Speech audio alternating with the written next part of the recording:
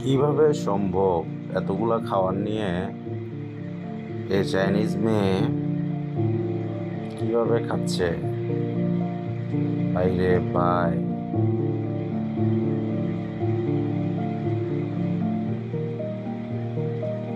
বারে বাপ! আমরা সবাই এটা দেখতে থাকি, এই মেয়ে কি আসলে এত খাবার একা খেয়ে শেষ করতে পারে কিনা।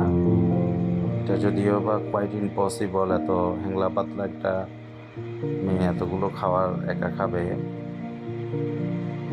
এটা আমরা বিশ্বাস করি না। তারপরেও দেখি, আপনারাও দেখেন, কি আসলে সত্যি কি খায় আল্লাহই জানে এগুলো।